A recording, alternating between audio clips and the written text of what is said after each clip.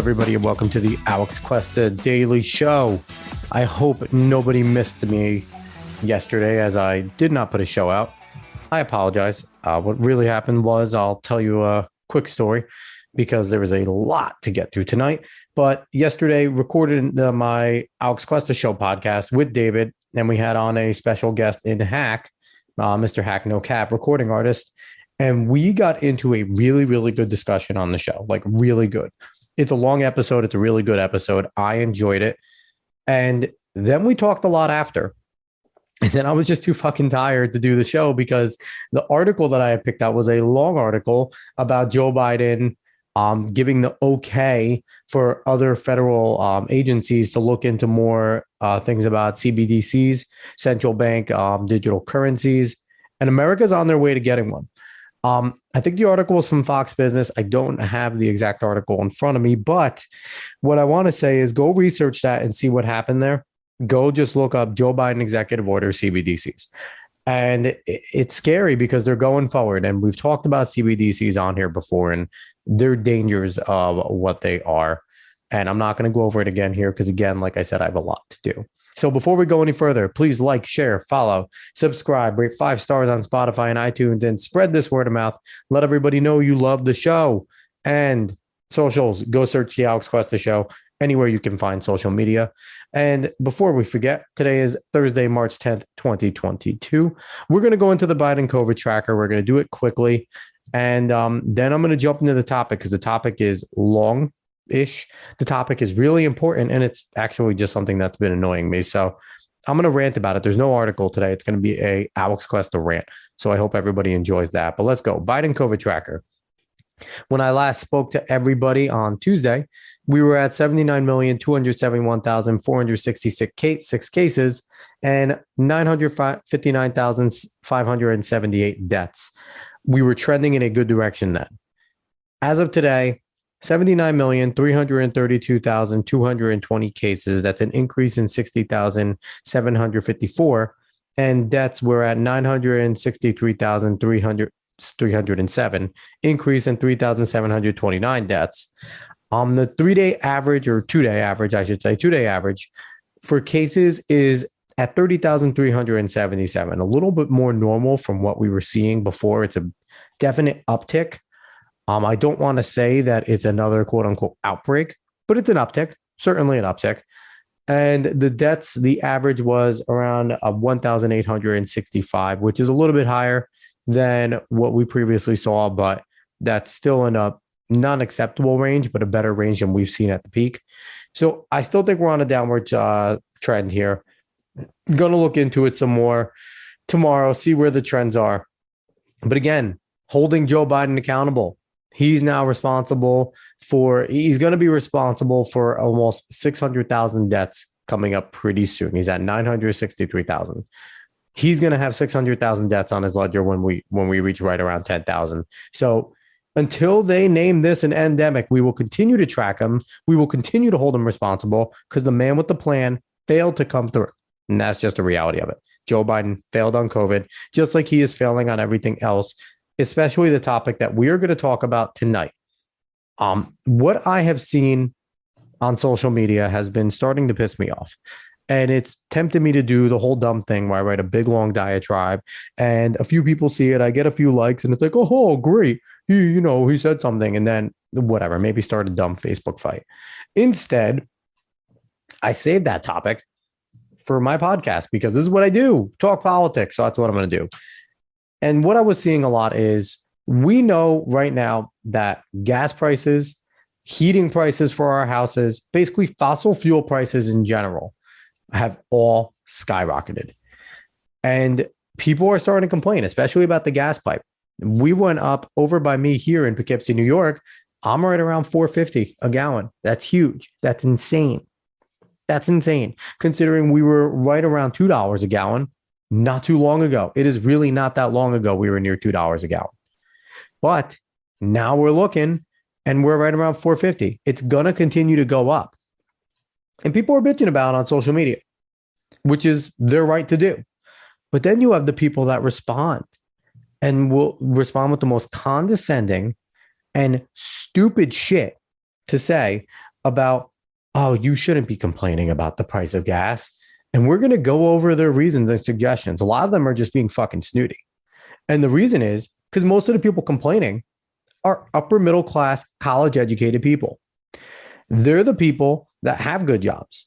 They're the people that probably kept their jobs throughout the pandemic. The ones that currently, as we sit with all the prices, can weather the storm. Because more than likely, if they have a good job, their spouse probably also has a pretty good job. So they probably have a decent household income. So they can weather this storm. And on top of that, a lot of these fucking people probably voted for Biden. So of course they're going to do anything to deflect away from saying it's his fault.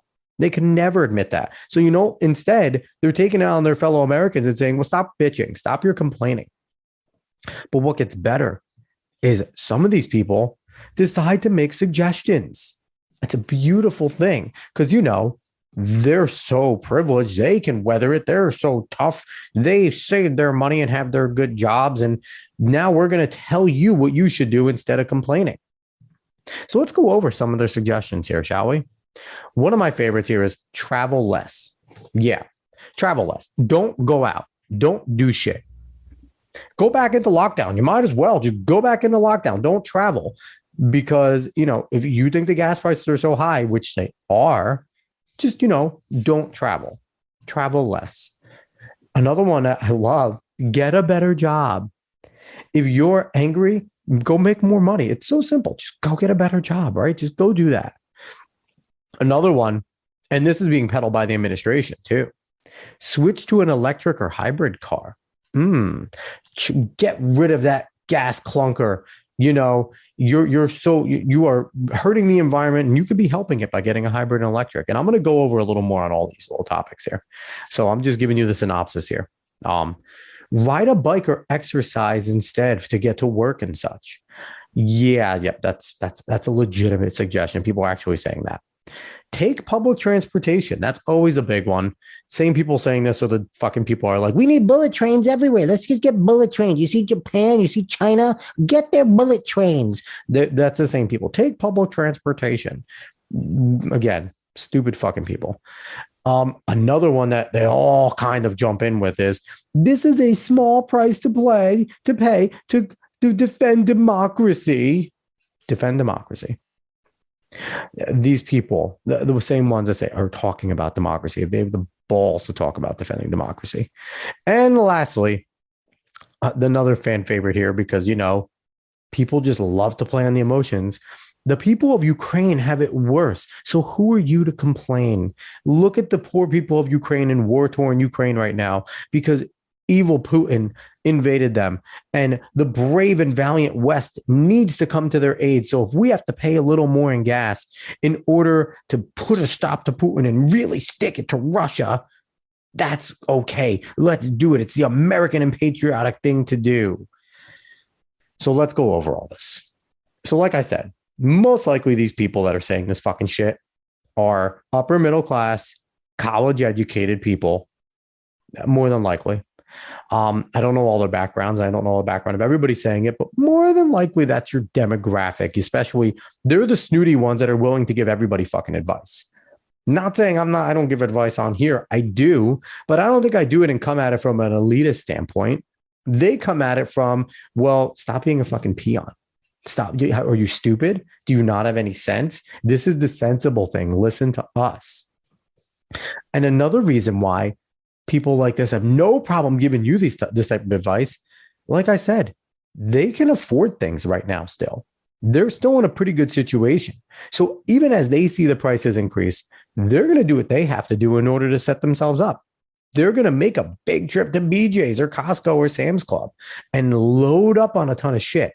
They can drop $500-$600 in a sitting to really load up and really prepare just in case shit really hits the fan and prices get super high.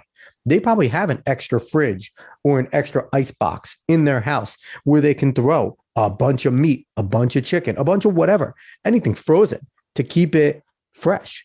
They definitely have the extra space in their houses to do this type of stuff. And while they're able to do all this, your typical lower middle class, lower class person is struggling right now. whether they're only getting government subsidies or they are just living paycheck to paycheck, and they have to decide, okay, we have to go get this item of food today. There's a lot of families living that way, especially with a lot of the shit that went on during the lockdowns. But no. You know what? It's okay. Just be better. Don't go out. Travel less. Don't go out and get that item you need just because you're rationing out your money to figure out where the fuck you could spend it because you're just worried about paying your bills, which that also went up. Everything went up. Electric went up. If you have natural gas, which used to be good, that went up. If you get oil delivered, that went up. Everything went up. So while they're saying, yeah, don't go out as much, you're still getting fucked and you're still paying more everywhere. So whether or not you drive and get gas at the pump, you're still getting hit everywhere. So the person that is struggling to make ends meet already is getting everything raised on them. Everything. And your suggestion, travel less. Another beautiful suggestion, just get a better job. Easy coming from somebody who has a good job, who was able to land that good job. Now, don't get me wrong. They went to school. They did their part. They did the application. They did the interview. They probably had their job for good reason. But it's real easy to say, just get a better job. When we just went through a lockdown and a pandemic where millions of people lost their jobs and thousands of companies went out of business. So people that had good paying jobs lost them and are still recovering. A lot of people haven't completely gotten their jobs back. I remember we talked about job reports. Job reports are still coming out. Last time I did an episode on it, and that has to be maybe a month ago. Not even, I don't even know, less than a month ago. Joe Biden was celebrating making 6 million jobs. When he came into office, there were 10 million jobs left to get to recovery status, where we're back as an economy, not to be in a surplus, not to be creating new jobs, to get back. So we're still looking at millions of people that are out of the workforce that don't have jobs, but get a better one. And a lot of the people that went back and got jobs weren't able to go back to the job that they lost, and more than likely went to a job taking less just to work, just to maybe get insurance, because insurance got fucked up too when people couldn't work. And so you're saying get a better job. These people would go back to their old jobs if they could. And of course they would get better jobs. But it's not like, yes, there's a lot of jobs out there right now. Don't get me wrong. If you want to work, you can work right now, guaranteed. But a lot of people that lost their jobs were people that were making good money. And no, they're not going to go back most likely to getting that type of job. So again, get a better job. A really fucking elitist thing to say. Not going to lie. The other one, switch to a hybrid or an electric car. If somebody's complaining about gas prices and struggling to fill up their tank, what makes you think they're going to be able to go out and buy a new car or even get a hybrid, which aren't cheap? What makes you think that that is an option in their life to do that? Again, elitist, upper middle class, rich way of thinking. Oh, just go get a new car. Because to the upper middle class, it's really nothing to go trade in your car and just get the new car that you want. Yeah, you got to make payments on it, but you can make those payments. Your job is good enough to make those payments. But if you're legitimately concerned about the pump and that's hurting you, you're not going to be able to go out and get a new car. You're not going to be able to switch to electric. The average price of the electric car, I think it's been stated everywhere, is right around $60K. Now, again, there are cheaper options coming out. Don't get me wrong, but that's still more than out of people's price ranges, even if it's down to 30,000. That is a lot more out of people's price ranges. The typical person in America more than likely goes and buys used cars because they cannot afford to get new cars. So what are they going to do? Even when the used car values now are higher than a lot of new cars. So people are really fucked in general. They're going out and getting really shitty cars, but now they're getting fucked up by the gas pump. And your suggestion is just go out and switch completely and get a super expensive car that you can't afford. You probably can't afford the payments on, but no, just go do that. That's a great suggestion. The other one that's a doozy, ride a bike or get some exercise. That works awesome if you live near your job, honestly. If you live near your job, if you're within a mile or two of your job, do that. That's a great suggestion. But most jobs are probably around like 20 minutes to an hour away, not everyone's riding their bike like that. Not everyone wants to wake up at 4 a.m. to go and get ready and ride their bike to fucking work. People drive for a reason. And it's a great thing that we can drive because we can get these jobs further away. We don't have to be stuck getting jobs in our village like our ancestors used to because they couldn't fucking get anywhere. No, your suggestion is ride a bike or walk. That doesn't work in suburbia. That doesn't work in rural areas. Maybe it works in the cityscape, maybe, but the cities don't speak for everybody. And if you're living in a major city and that's your suggestion, that just goes and shows that you have no idea what the fuck you're talking about around the rest of the country. You're only living in city life and you have no idea what the real world is like, because a city and a lot of these leftist run cities are not the real world. They are not middle America at all. You go on to the taking public transportation one. That's another good one. Another good one. It's a great idea. If you live in a city where it's readily available and easily accessible. Yes, buses go around in suburban areas. I don't know what the fuck the deal is in rural areas. I don't live in rural areas, but buses do go around in suburban areas, but it's not half as frequent. It's not like there's a bus schedule that's really pointed and all the time, and you can go and get one if you're in a city. No, suburban buses are on a very different schedule. And if you can't hit that schedule or get to that bus stop, you're fucked. So now you want people to live around that bus schedule to potentially try and get to their job, which is going to be in the morning, which I guarantee that bus gets packed anyway. And now you're going to tell people to just go and load it up. So you're going to want municipalities to increase that. More buses on the road. And that's also going to raise taxes because they're going to have to now buy more buses, train more people, and do more of that type of shit. So you want to increase all that. That's not going to work. It's just not going to work. It's a terrible idea. And if you're somebody that goes into the city instead, from here in Poughkeepsie, a round trip ticket, daily ticket is $51 a day now. Last time I went to the city, I think it was like 27. And that was like 2 years ago. $51 a day to take the Metro North into the city from Poughkeepsie, New York. It's fucking terrible. And that's public transportation right there. And, I guess the only other option if you live out in suburbia is taking Uber. But that's still going to, if you're taking Uber every day, everywhere in suburban prices, nothing is close. Again, works in the city, does not work here in suburbia. So it's such an asinine thing to suggest. And then on top of that, a lot of these families have kids that do extracurricular shit. They go to dance, they go to swim, they do karate, they do baseball, basketball, football, whatever they do. Band practice, they play an instrument. Who knows? They have to take their kids places. And again, it's not a city situation. In the city, pretty easily, just hop on this bus, go teach them how to use the subway and shit like that. Go with them. In the suburbia, that's not happening. That's not happening. And a lot of middle-class people live in suburban areas. So what are they going to do? Just pull their kids out now just because you don't want people on the fucking road? Because you're okay with paying higher gas prices, because you're fine sitting in your nice 2-story house in your great development, speaking down to the little people. Sounds awfully generous of you and awfully, heartfelt of you, because goddamn, I wish we were all as cool and all as fortunate as you can be. And listen, I'm not talking from a place of being poor. I'm not talking like I'm, somebody that doesn't have the ability to do things. I do. I'm still very fortunate in my life right now. But I'm not going to sit there and talk down to anybody. That's what they're doing when they make these types of suggestions. Talk down to people. And that is just sitting on top of your ivory tower, virtue signaling on one hand about what you give a shit about. And then on the other hand, talking down to others. What a hypocritical fucking thing to do. The other beautiful one is the people of Ukraine have it worse, so you shouldn't complain. They are suffering.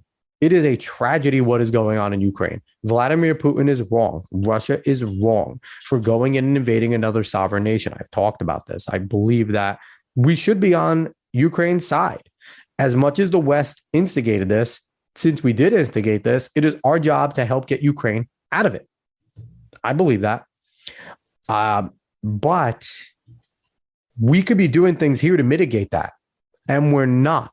We should not have to suffer because Ukraine is getting invaded. That is not a legitimate reason to suffer. It isn't. And to be okay with it, to be complicit with it, just shows how fucking stupid and how much of sheep that you are to be okay with something like this.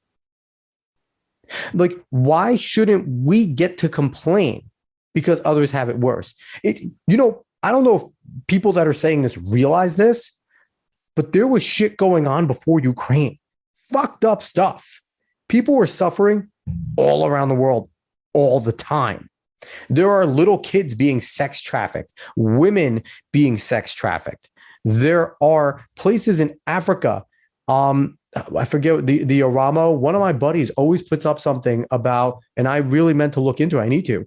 Apparently, there's a people being put down and being mistreated in parts of Africa, which we know goes on.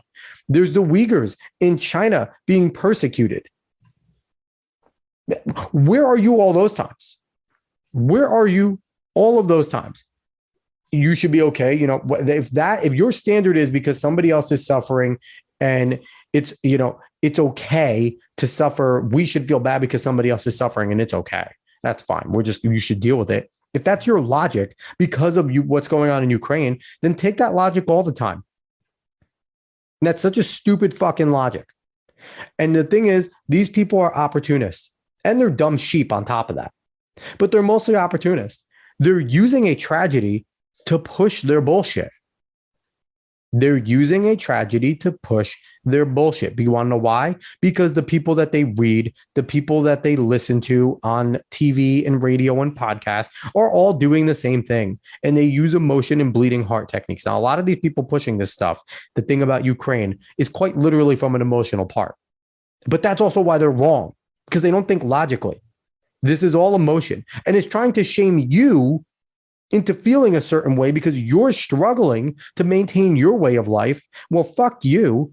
You're not sitting on a concrete bunker wondering why bombs are falling over. You're not. No, you're not, because you live in the United States of America, goddammit. I'm sorry. Fortunately, you won the lottery when you were born to be born in this country, or if you immigrated here legally, you won the lottery of becoming an American citizen. And we have certain privileges that go with that. And there is nothing wrong with fighting to maintain your way of life and complaining and bitching when it is getting disrupted over something that should not disrupt it. Bottom line. And then on top of that, you have another beautiful one, that it is a small price to pay for democracy. Because, before all this happened, we were always lauding Ukraine about the beautiful democracy they were. They were one of the shining beacons of democracy. No corruption, no money laundering, nothing like that. Give me a fucking break. Most of the people didn't even know where Ukraine was that are talking about this. They didn't know Ukraine was a country before the Trump shit went on. But now you're saying that this is a fight for democracy. Ukraine chose their president and we need to stand by it. No, they actually didn't. It's pretty well known. Pretty well known it was kind of an overthrow and a revolution. Stoked by the West, not giving Putin a justification to invade a sovereign nation, but just spitting facts here that people don't want to either look at or admit. And another thing they don't want to admit, that this isn't a Ukraine, Russia, Putin problem. This is a Joe Biden issue. We barely get a fraction of the oil that we use a day from Russia, 500,000 barrels or something. When we tap into our emergency reserves and do use 60 million barrels, that's a 3-day production. We don't get that, enough to really affect. I think it's like 7%. It's on the grand scale of things, 7% is a hit. Don't get me wrong, but it's not enough to cause a skyrocket, a full dollar and change skyrocket in gas prices. That is drastic. And dollar and change at the pump, not just on the barrel. So this is a Joe Biden problem. And I'll explain why.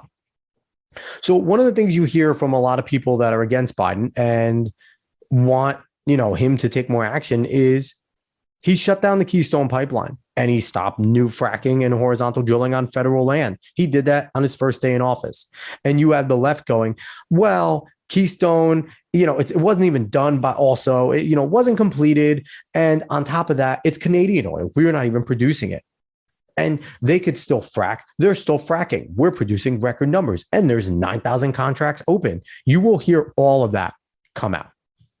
They love to give you these raw numbers when it benefits them, Because, when Trump was talking energy independence, they were calling him a liar for pointing out numbers. But when it benefits them, raw numbers, right? We have a huge supply of oil. Thanks, Trump. We are, all the old contracts are still intact. Thank you, Trump. And, we're producing more than ever, and we're set to produce more than ever again. Okay. All right. And, those 9,000 contracts open, these oil companies should be drilling more. They never go into the fact that the oil companies need to inspect the land, make sure that the land actually has oil, if it's able to be drilled properly and safely in the way that they have to do all the regulations. But don't talk about semantics. They don't want to talk about semantics. They never want to talk about that. The other issue is, while they're giving you raw numbers, they don't tell you that we are not in a supply and demand area when it comes to oil anymore. It's an artificial market at this point. The selling of commodities, derivatives, and speculation have inflated the prices to an insane amount, similar to the way our stock market is extremely inflated since we got off the gold standard. We are in a fake market for oil. The prices are not what they really should be. And that really comes from what speculation has done to it. Right now, as we sit in this current world, oil speculation controls the pricing and more than production, 100%. What you are giving and getting real market is not what really is controlling the prices going up and down.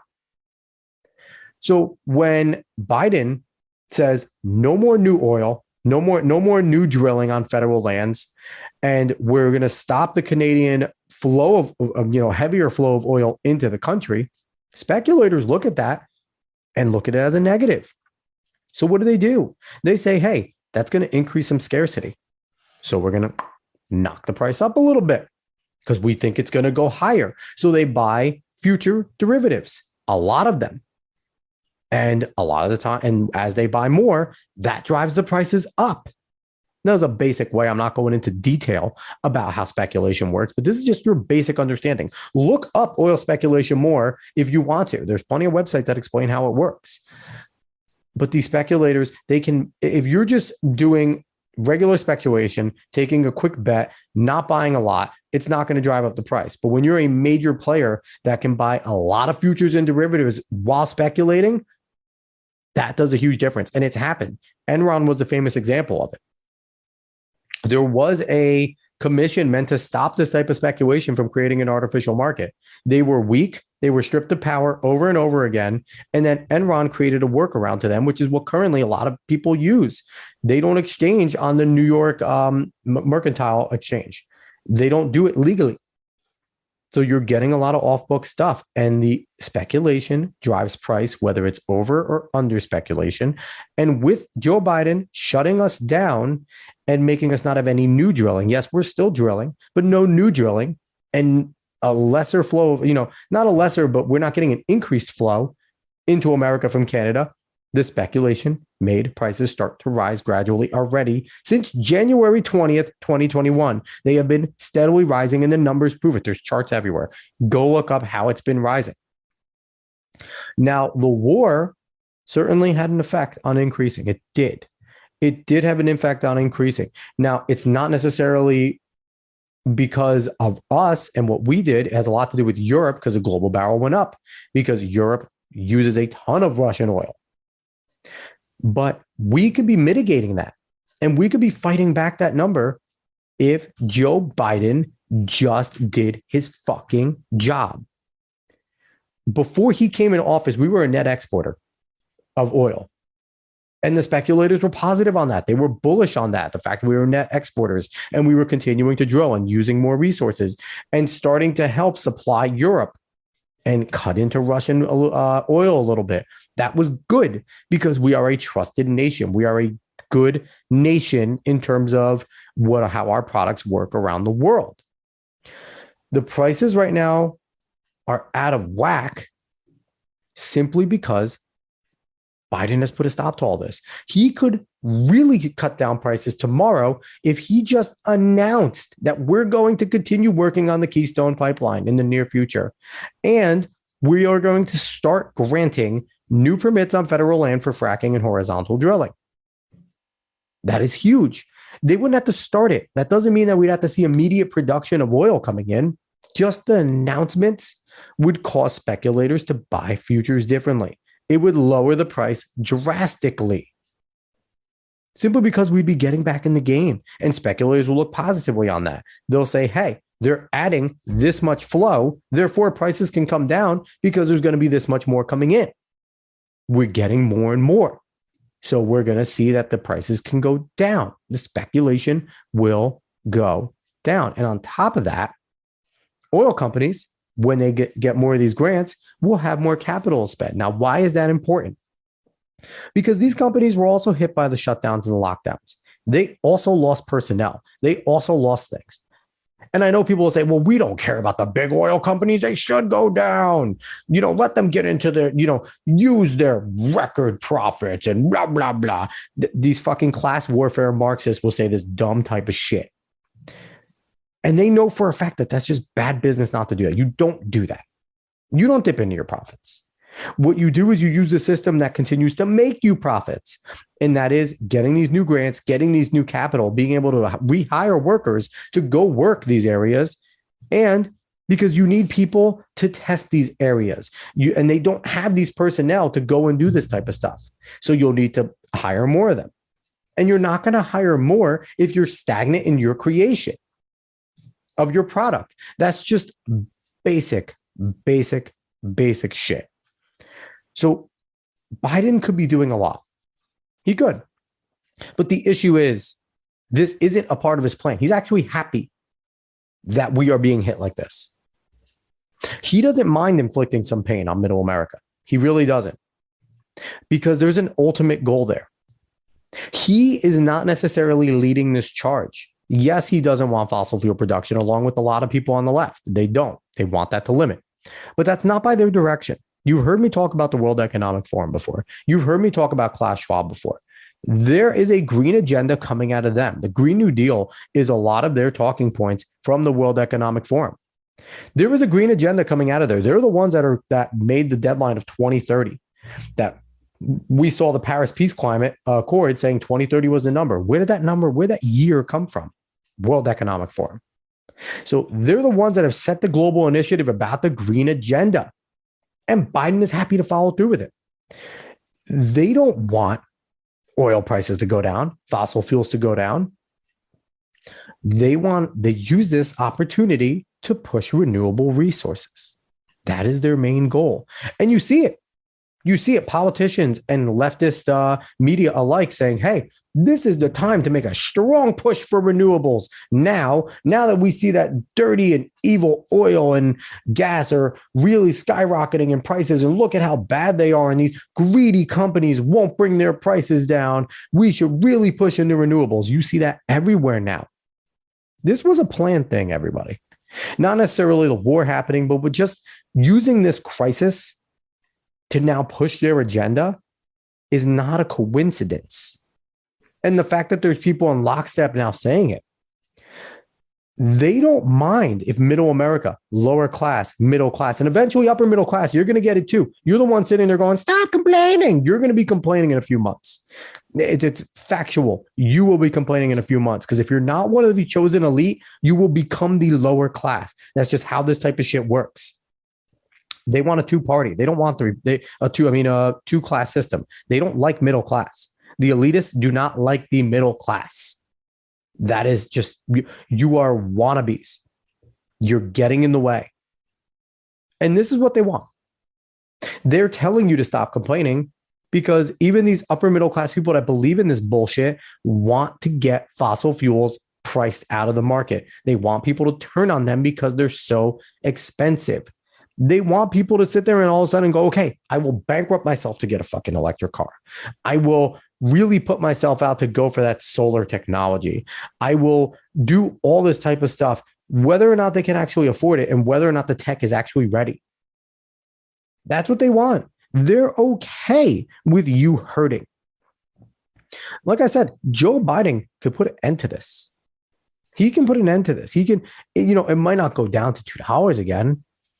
With that, the war does have an effect on it. It's not like the war has no effect on it. The speculators certainly take this into account, but they would certainly see a positive if somebody like America could then supplement Europe.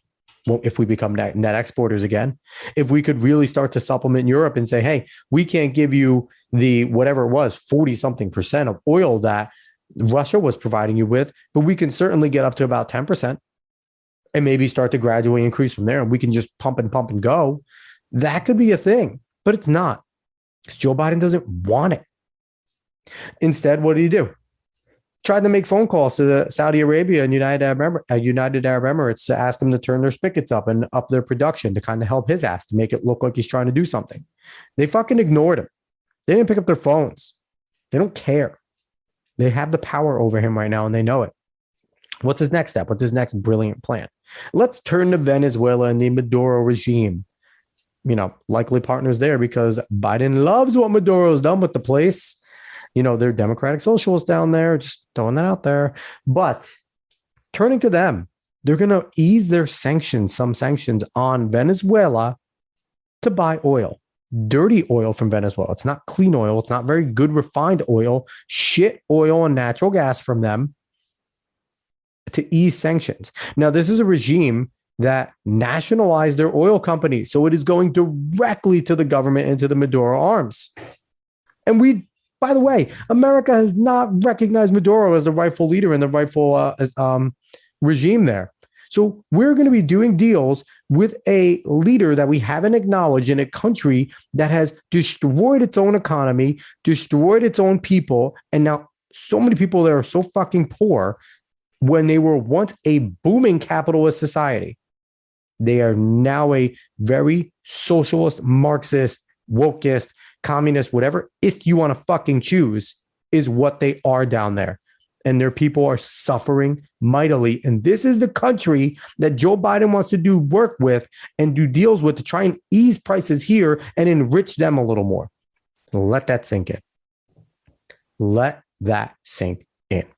He'd rather see you and me suffer. And I say you to everybody, you're upper middle class yuppie right now that are telling everyone to stop complaining. I'm talking to you too. They'd rather see all of us suffer and drop down and down and down and down and down the economic ladder than help us out. It's get the renewables now, or else you're going to go down. If you still want to rely on dirty fossil fuels, you're going to go down. If you still want to eat meat, it's a luxury item for the rich. Fuck you. You're going to go down. If you still want to use natural gas in your house, you're going to go down. Get that solar, motherfucker. Don't do that. Don't use that natural gas. Figure it out. Go all electric and then solar. Listen, it sounds like fear mongering, but the proof is in the pudding here, people. The proof is in the pudding. The actions that Biden is taking or not taking tells you everything you need to know. A lot of people know what can be done, what should be done, what has to be done now to really ease pain right now. It's not getting done. It's not because they don't know to do it. It's because they don't want to do it. So like I said at the beginning, keep complaining about the gas prices. Really ring the bell on your fucking natural gas prices when they come in. Complain about oil prices when you have to refill your tank again. Make it loud and clear. Make sure you rally other people to it, because everybody is going to eventually start hurting. Everyone. It may be too late before enough people realize it, but if you start banging the drum now, keep complaining now, talk to people like humans that maybe are iffy about it, and let them know the things that I said here. What can be done. When people tell you, oh, the Keystone, it's Canadian oil, it doesn't do anything. We're producing record numbers already. The 9,000 open contracts, they're not using them. Just tell them that has nothing to do with the prices, people. It's all speculation. We are not a supply and demand anything anymore, really. Not even the stock market. Most things are not supply and demand anymore. We're dealing with an artificial market. Oil, natural gas, and home gas and home heat oils, whatever gases, are no exception. It's all artificial. So it's all based off speculation. So when they try and throw this fucking raw numbers at you, just tell them they don't know what they're talking about. Or they do know what they're talking about and they are lying intentionally and misleading you. Don't let them use the bleeding heart Venezuela shit on you either. We should not have to suffer because another country is at war. We usually don't in this country. We usually don't feel it. Why are we feeling it now? We shouldn't be. It's by design. Make sure you get people to realize this. Talk to them. Get out in November. Get the leftists the fuck out. Get the establishment, Rhino Republicans out.